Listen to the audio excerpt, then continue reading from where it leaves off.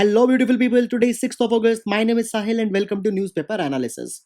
Friends, today we'll take a quote from Henry Louis Mencken, who was an American journalist and a scholar. He says, democracy is the theory that the common people know what they want and deserve to get it good and hard. Now, guys, what is the factor which differentiates democracy from other political systems? For example, there is autocracy as well as there is a dictatorship. So what is the difference between those and the democracy? So the difference is with respect to the realization into the citizens that they do have a right and they deserve those rights, whereas into the autocracies and dictatorship there is no such strong realization among the people. So democracy is not about the elections or is not about the parliament. Democracy is about the realization among the citizens that their rights are the result of the natural justice and they well deserve it under any circumstances. So friends, you can use this particular statement into the questions related to the development of democracy in GS paper number 2 as well as onto the topics of the essay. Now guys, the mains question that I gave you yesterday, it says that in the wake of post-pandemic world, nations are resorting to right-wing extremism in the way of visa sanctions. Discuss. Now, friends, first of all, this particular statement could be justified, but it cannot be justified in its totality because the expression which has been used, that is the extremism. Now, guys, though right wing tendencies are being followed, but they also have their own justification. Countries say that into preserving their own welfare, they are doing that particular thing. And, guys, therefore, the extremism word happens to be little bit more exaggerated. So into the discussion you need to take a balance, you need to provide both the situations. Yes, it is, but still it might not also be the case. So friends, into the introduction we will use the word right wing politics and we will say that yes, right wing politics it is being seen and it is rather being followed very rigorously, but right wing extremism we will use to just to negate it.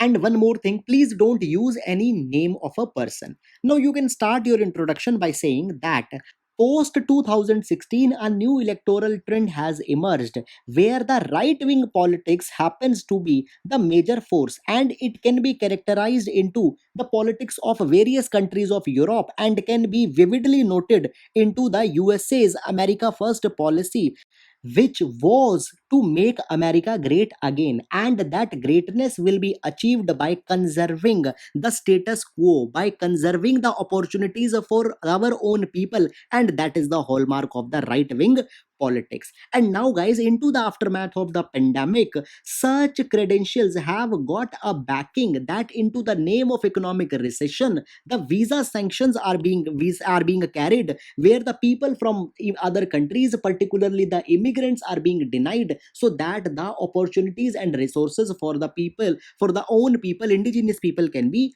preserved.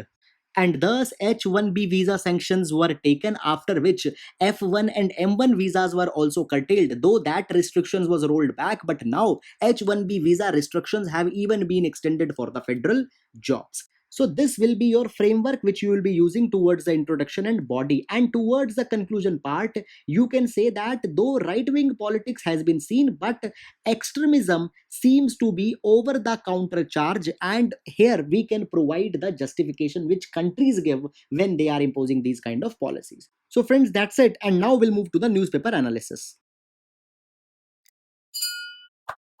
Friends, first of all, let's take the overview of the entire newspaper first. Guys, as you might be knowing, yesterday there was the Bhumi Pujan of the Ram temple at Ayodhya. So there are large number of news today in this particular regard. Even the Prime Minister has called it as the modern symbol of Indian culture. However, it is not important for our exam.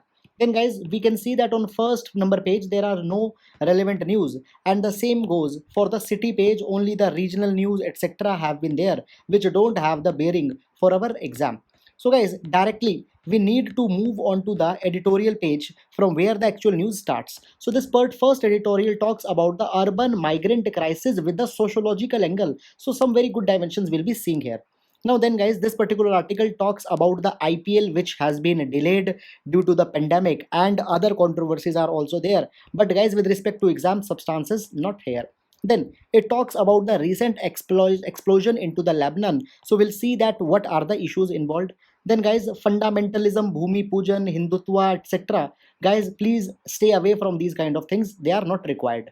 Then nuclear vulnerabilities have been discussed. So we'll see this particular article. What are the things given here? Now guys, the next article, that is books not bullet in Jammu and Kashmir. So in past 2 days we had seen large number of articles onto the Jammu and Kashmir, as it was the first year anniversary after the revocation of the special status. So guys, that is onto the same line. I will refrain you from going into such kind of things. Moreover, this particular article is more about the political boasting of the BJP government in Jammu and Kashmir. So if you want, you can leave that. Now guys, this particular article talks about how to pay for the stimulus. Now just 2 days ago we discussed one editorial written by the Prime Minister Manmohan Singh.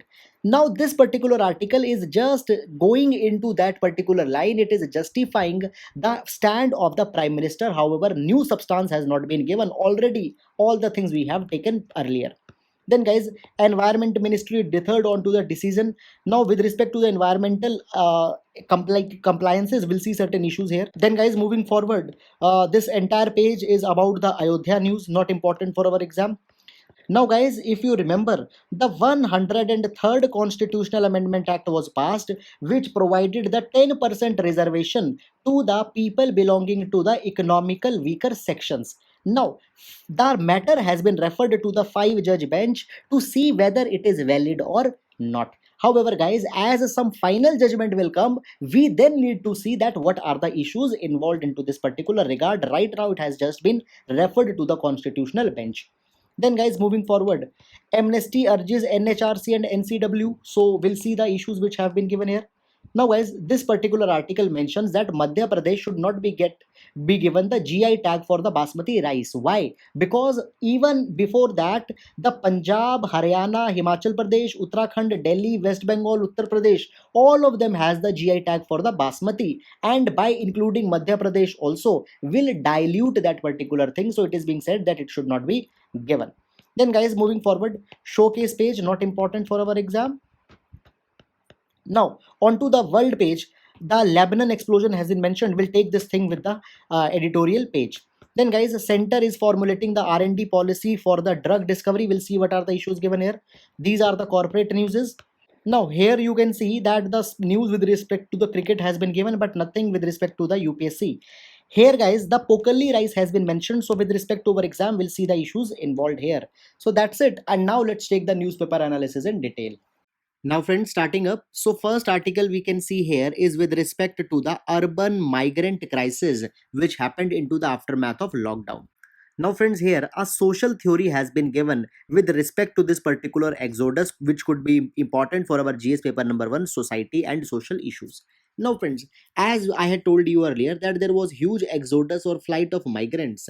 Earlier, it was said that it is because of economic uncertainty or the prospects of losing of jobs. But guys, such a kind of thing is an oversimplification, because in India such economic uncertainties is not something unusual, given 93% of our workforce is involved into the informal sector, and because of this often there are crises such as the joblessness, poverty, unemployment.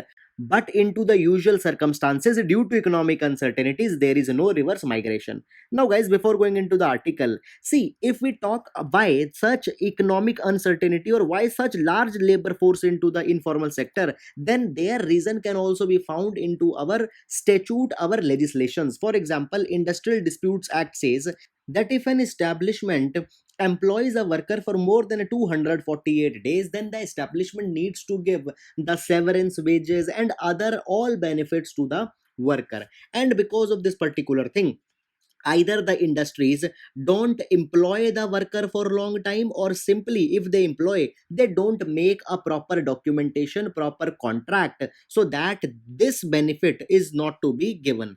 Hence, the economic uncertainty might not have been that prominent reason, and this particular thing we can also see from the fact that after 2016 demonetization, there was no significant reverse migration, even when economic uncertainty was rampant at this particular point of time. So, guys, what could be the explanation? Now, the explanation is that the present pandemic didn't through only the economic crisis, it threw an existential crisis when the life and death was at stake. And during such emotional times, the support of family becomes very critical, because in India, the filial ties and conjugal ties are extraordinarily strong. Guys, filial ties means the ties or the relation between the father and the son, or the father and the daughter, and conjugal ties means the ties between the husband and wife. So, guys, during such uncertain times, people tend to go back to their families. And why they go tend to back to their families? First of all, we had already seen the emotional reason. Second is the religious reason. People want that their last rites should be carried into the appropriate manner, so that they can achieve the salvation, or can simply rest in peace. Now, guys, in all the religions, in all the families, there are little bit of variations with respect to the last rites, and only family can know how those last rites are to be performed. So therefore they turn back to their family. Now, guys, we have certain examples that why such a theory is correct. See, guys, in 1979, there was a satellite scare. It was said that a satellite will fell onto the Surat city, and large number of people went for the reverse migration. Why? Because the existential crisis came here. Then in 1994, there was a plague in Surat. Then also nearly 6 lakh migrants left the city of Surat. Then, guys, we have one more example in 2012. In Bangalore, there was a rumor that people from the northeast will be attacked, and therefore they turned back to their original homelands. And now in 2020, when again the existential crisis came, the reverse migration occurred. And at the same time, in 2016, there was a demonetization, just an economic uncertainty. There was no reverse migration. Now, friends, just please keep in mind that I had already told you that the such reverse migration happens for the longingness to be near to the family. Now, guys, we'll just take the example of a present 2020 pandemic. You will see that from Dharavi, the largest slum of Mumbai, there is no substantial reverse migration. Why? Because the social setup of Dharavi is a little bit different. Here already large majority of people are living with their families, with their wives, with their children, and guys, therefore there was no longingness to return back to their villages. So from Dharavi there was no reverse migration. Then, guys, even if we see the pictures of the migrants when they were returning back onto the media, you will find that majority of pictures were of the male, and these male are the ones who are living single into the cities, and now they are returning back to their families. But at the same time, there is a curious case of the women. Though there were also the women migrants, but their number was not substantial, even when the 55% migrants are women. Why? Because most of the time women are accompanied with their husbands, and with the husband they form a family, and thus the satiation, emotional satiation, is found into the city only. So, guys, therefore the women migrants were not that much substantial. However, exceptions or some less proportion was still there. So, guys, this is an alternative theory that why such a reverse migration occurred during the time of a lockdown. A very good value addition which could be there into your GS paper number 1. So, guys, that's it. Now we'll move to next. Now, guys, this particular article talks about the recent explosion that occurred into the Beirut in Lebanon. Now, before going into the news, first of all, if we look the location of the Beirut, then you can see that it is located along the West Asia. Now, this is the Lebanon, and the Lebanon's capital city is Beirut, where the explosion occurred. So, who are the neighbors? The neighbor is the Syria and the Israel, and it is also bordering the Mediterranean Sea. So, guys, please keep this in mind, because repeatedly 2 years the question onto the countries bordering the Mediterranean Sea has already been asked. Now, coming back to our news item. So, guys, right now if we see the condition of Lebanon, it is already into the crisis, and now due to the blast, miseries have even escalated. Now, before the blast, the Lebanon had witnessed the civil wars, sectarian wars, due to the Shia and Sunni divergence. Then terrorism is also a major problem into this region because friends, the ISIS has a motto of creating an Islamic caliphate, and into that Islamic caliphate the Levant happens to be the most important region. Now Levant is constituted by the Lebanon, Syria, Jordan, Israel, Cyprus, and the southeast of the Turkey. And as the Lebanon and Beirut is the core of the Levant region, the terrorist outfits are very active for this particular region. After that, guys, a wave of civil protest due to the corruption is also going because the incumbent prime minister was not able to provide even the basic necessities to the people. And due to this, last year the Prime Minister Saad Hariri has to resign and the new government was formed. But still, the new government was also not able to provide the economic relief to the people. Then, into the aftermath of pandemic, the Lebanon also is suffering greatly due to the rising number of infection, and now due to the blast, a very complex cocktail has been made and the times are very hard. Now, there are large number of conspiracy theories as what could have caused the blast. According to the US president, it is an act of terrorism. But according to the Lebanon, it occurred due to the detonation of the ammonium nitrate, which was stored at the dock of Beirut, which was confiscated 6 years ago into a shipment. And due to this, the blast occurred. Now, guys, if we talk about the ammonium nitrate, then it is a very common ingredient which is used into the fertilizer, commercial explosive, anesthetic gases, cold packs, etc. Now, guys, ammonium nitrate on its own is not explosive, but according to the United Nations classification of dangerous goods, it is a very potent oxidizer. It means that it reacts when it comes in contact with the oxygen. So therefore, it can become explosive if some external contamination is added to the ammonium nitrate, or if some external conditions become potent for its detonation. Now, around the world, ammonium nitrate is used by the terrorist organizations also, but it is mixed with some external substance, for example, RDX, and it causes the blast. In India, Pulwama attacks also ammonium nitrate was used. Now, guys, what could have caused the blast into the Lebanon? So there could be the two probable reason. Reason number one is that it might have came in contact with some external mixture or some external substance which caused the reaction and the blast occurred. Second, guys, is that as I told you, it is a very potent oxidizer. Then, guys, when the heat increase, when the temperature increases, the rate of oxidization might also have increased here, and due to that oxidization, the ignition of a fire might have occurred into the ammonium nitrate, which caused the series of fires and ultimately the blast occurred. So these are the two reasons. However, the exact reason is still unknown. But friends, in 2015 in China, there was an ammonium nitrate blast which primarily occurred due to the fire, and even in 1947 in Texas also such kind of blast has been observed. So fire might be the more probable reason. Now, guys, if we talk about ammonium nitrate, then in India, ammonium nitrate is covered under the Ammonium Nitrate Rules 2012 and the Explosives Act 1884. And the packing, handling, transfer, export, etc. is highly regulated, and industrial licenses are needed to keep the possession of the ammonium nitrate. So, guys, these all are the associated issues in this particular respect, and now we'll move to next.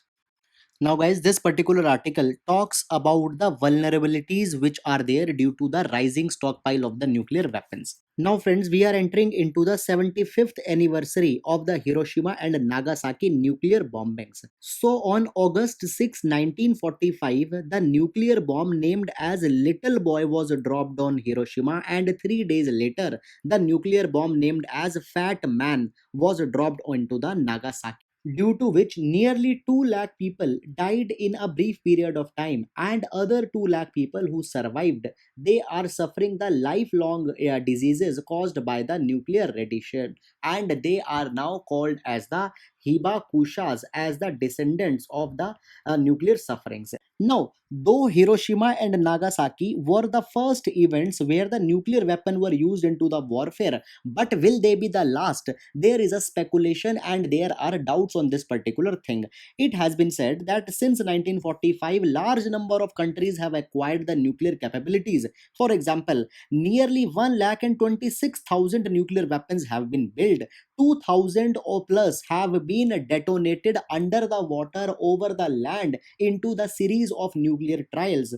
And guys, not only this, rather the missile delivery mechanism have been perfected, and now hundreds and thousands of kilometers across, the nuclear weapons can be deployed by the help of the missiles. So in this particular background, it is said that the vulnerability with the nuclear warfare has been increased many a fold, and it could be a threat to the entire humanity. Guys, into the nuclear warfare, a term is often used, that is the nuclear winter. So nuclear winter means that after the countries will be involving into the nuclear war, a prolonged season of cold will be coming, because so much of soot and ash will be generated that it will block the sunlight to reach to the earth, and then there will be the famine, there will be the crop failures, and into the end the humanity will be suffering. So guys, such vulnerability is there, but there are certain other people who say that no, rather because of such development of weapons, it will be serving as a deterrence.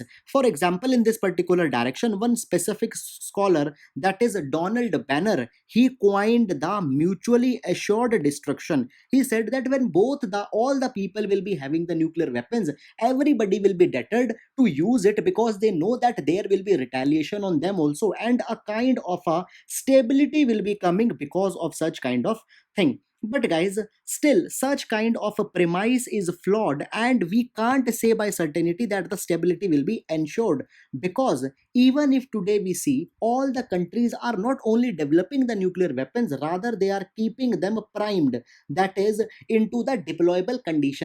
Moreover, not only this, rather countries are going for the triad, that is deploying the nuclear weapons from the air, from the water, from the land. So why such kind of preparations are being made when the stability has anyhow came? So guys, it is now the high time that it should be thought that how a globally accepted regime should come, which should actually ensure that no such Hiroshima and Nagasaki episode happens into the future.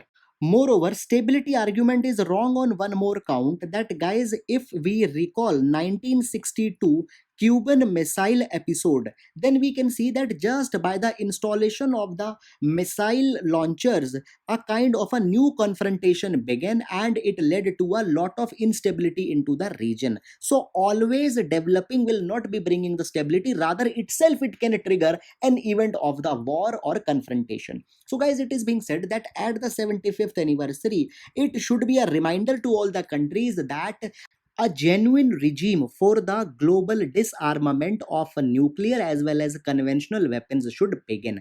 However, guys, if we see the behavior of the bigger superpower countries, then it shows that rather they are following the contrary trend. For example, if you are following regularly with me, then we had seen into the past few days, USA had taken certain steps. For example, USA had pulled out of the Open Sky Treaty, and according to which the aerial surveillance was to be carried on to the member countries to see that they are not developing some major weaponry. Then USA had also said that they will be not be might not be extending the New START treaty between the Russia and USA, which was calling for the disarmament between the two. Then USA had actually withdrawn from the INF treaty, which barred from developing the long range missiles. So into these fronts, we see that rather a contrary trend is going on, but it could be dangerous for the world peace. So guys, such things should not be taken. So guys, this is the entire issue about this particular article, and now we'll move to next. Now, guys, this particular article pertains to the LG polymer plant in which the recent explosion occurred and the styrene gas was leaked, in which more than 4,000 people got severely ill and more than 10 people died. Now, guys, into the aftermath of this particular thing, the environmental compliance of the LG polymer is being seen, and it has been found that since 1997, the plant was operating without the adequate environmental clearance. And in 2018, Ministry of Forest, Environment and Climate Change brought the new rules under which the industries which have not abided by the environmental clearance, they can appeal to a special violation committees and get their approval. But guys, since 2018, even the violation committee had not given its entire approval. So now into this aftermath, two issues are coming. Now, issue number one is that under Environmental Protection Act, there is section number 5 which provides that any factory which is not abiding by the environmental clearances, it can be closed down. So now it is being said that LG plant should be closed down. However, Ministry of Environment and Forest has not been able to decide onto this particular matter, and till now no decision has been taken to shut down the factory. Then guys, the second issue comes that we can see that since so long the company was not following the environmental regulations, but still the government was very much complacent and no adequate steps were taken into this particular regard. And even after 2018, nearly 2 years have been elapsed, but still nothing was done. And ultimately in 2020, the unfateful explosion occurred there, in which large number of people suffered. So it shows how in India the legislative apathy is there, due to which such kind of tragedies occur. So guys, if you are writing any question onto that particular line, you can use this as a reference. However, we need not to go into the nitty gritties as from which environment, from which department to which ministry the matter is going on, because that is not required. So please keep it in mind. Now we'll move to next. Now, friends, from past 2 days, we are seeing the articles onto the 1 year completion of the revocation of special status of Jammu and Kashmir. So, guys, a lot of concerns have been raised, and one of the concern which has been raised is by the Amnesty International. It says that the National Human Rights Commission as well as National Commission for Women's Office should be opened up into the Jammu and Kashmir, because, guys, there is a huge violation of the human rights which has taken. Moreover, even when the lockdown onto the pan India basis was announced, then according to large number of surveys, it was seen that a kind of a shadow pandemic began. Shadow pandemic means that a silent pandemic for the women, because they witnessed the physical abuse, sexual abuse, violation of their rights, and even they were not able to report those matters because of the restrictions that were imposed. And now it is 1 year that a kind of a lockdown is going into the Jammu and Kashmir also. And since the National Commission for Women and NHRC are closed, these vulnerable sections have no avenue for the justice. So now these offices should be opened up. Moreover, guys, other issues are also there. For example, the arrest of political prisoners which have been carried, they should also be released, along with the restoration of the 4G internet into the Jammu Kashmir. Moreover, guys, blocking such kind of things is not only unjustified onto the humanitarian grounds, rather, according to the United Nations Covenant onto the Civil and Protection Rights, such a thing is not also justified, and India is a state party into this particular covenant. So, therefore, it is high time that India should abide with the pledge that it has taken here and should restore the justice avenues. Now, guys, here amnesty has been mentioned, and earlier questions on such things has been asked into the prelims. So amnesty is a non-governmental organization which works for the protection of the human rights. It was founded into the United Kingdom, and right now it is headquartered into the London, and it maintains the offices around the world. And its mission is to uphold the United Nations Declaration of Human Rights, where the fundamental basic rights have been provided to the citizens. So guys, that's all here. Now we'll move to next. Now, guys, before going into this particular news item, we know that India is the pharmacy to the world, and we are one of the largest generic drug manufacturer into the world. But still, the pharmaceutical sector of India, the medicinal device equipment sector of India, had not seen the success which it should have seen. So, therefore, now the center government is formulating a new research and development policy which will enhance the medicinal equipment, devices, as well as pharmaceutical sector. Now, this new policy aims to converge three segments, that is, the research sector, academic sector, and manufacturing industry together so that India can leap forward in things such as a drug discovery. Now, guys, India is the generic manufacturer, but there are still not much number of patents with respect to the vaccines and drugs. So, new drug discovery will be focused. Then, we will also develop the manufacturing capabilities for the APIs, that is the active pharmaceutical ingredients, which constitute nearly 80 to 90% of the salt which is used into the drugs. Now, for certain of the APIs, even is 100% dependent onto the China, which is not good if we want to make Indian pharmaceutical industry resilient. So therefore, APIs will also be manufactured. After that, there will also be focus onto the commercialization of the intellectual ideas into the field of medicine as well as medical equipment, so that the innovators and researchers can get an incentive to go further into this particular field. Then the medical devices and bulk drug parks will also be constituted so that the entire sector as a whole can grow. Now, guys, this all things will also be helping to further the ideas under the Atmanirbhar Bharat Abhiyan, where the self-sufficiency has been emphasized. So, guys, a very good initiative will be coming. So that's it. Now we'll move to next. Now, friends, here Pokali rice seedlings have been mentioned. So, just few days back, we had seen that there was a cyclone Amphan, due to which the West Bengal was severely hit, and particularly the region of the Sundarbans were also impacted. Now, guys, we know that Sundarban is a region which also hosts a large number of paddy fields, and due to the cyclone Amphan, these paddy fields have now seen the incursion of the sea water, and therefore the content of the salt into the fields have been increased. Now, this particular issue will be having implications on two front. Number one, the farmers who are dependent onto the paddy cultivation, they will be seeing a severe decline into their incomes, and there will be the financial crisis. And secondly, the food security of India will also be impacted, because the huge paddy which is being grown here might not be able to grow. Therefore, to tame this crisis, now a solution is being explored, that is the importing of Pokali rice. So these rice are grown into the Kerala, and they have a hallmark quality that they can withstand the sea water, salty water, and therefore they are the salt resistance. And as a solution, they can do miracles into the Sundarban. Now, guys, because of the salt water resistance, the Pokali rice has also been given the GI tag under the GI Act of 1999. Now, on experiment basis, certain farmers are planting the saplings, and if it will be successful, then onto the large scale such exercise could be carried. So, guys, it could be a very fruitful exercise and can help to solve the crisis onto the two fronts. And thirdly, into the past few years, it has been said that Pokali rice is onto the verge of dying, because more farmers are not adopting it, and it can find a new place into the Sundarban, Odisha, which are ravaged nearly every year by the cyclones.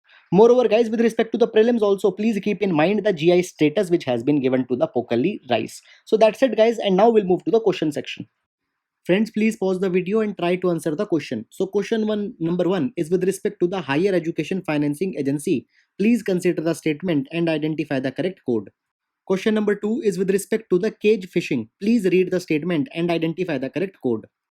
Question number three is with respect to the Kabini River, which is flooding right now. Please identify the incorrect code.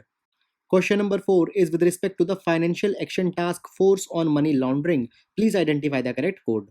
And now the main question from today is from GS paper number 2, and it is a 10 marker question. So guys, question says that new education policy 2020 was announced with much expectations, but it has been marred in language controversy. Trace out the issues involved in this regard.